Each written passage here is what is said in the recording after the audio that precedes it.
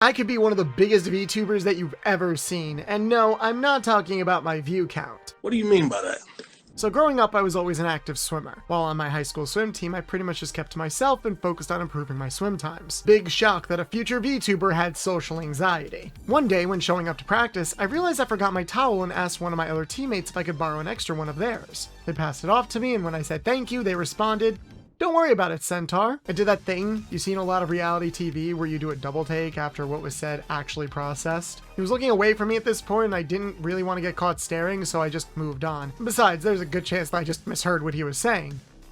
Right? A few days later, practice ran late, so we had to help clean up the pool before we left the building. I was in charge of storage, so basically everyone handed stuff off to me to put away in the back room, and that's when I noticed a pattern. Hey, Centaur. Thanks a lot, Centaur. See you later, Centaur. Every time I heard that dreaded C word, it was like a jolt ran through my system, and I was trying to process what was going on. Definitely didn't mishear that time. Was I being bullied?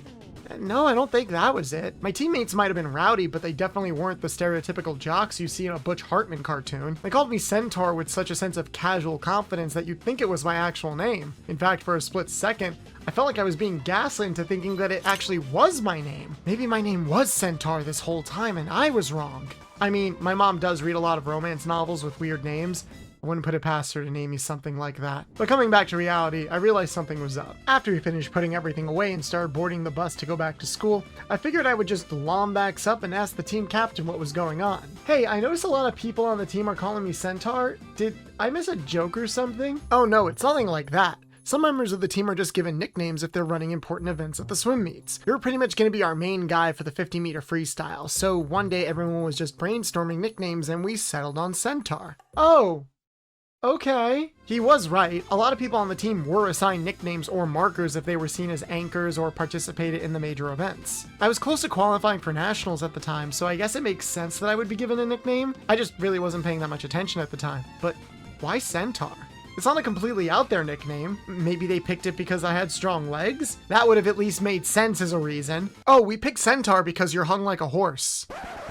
See, that's the kind of thing you tell people as a joke before you tell them the actual reason why you nicknamed them Centaur. But no, he was dead serious. There wasn't a shred of sarcasm in his voice or maliciousness in his beautiful eyes. My teammates took a long look at me and decided to assign me a nickname based on the size of my third leg. I guess I was flattered.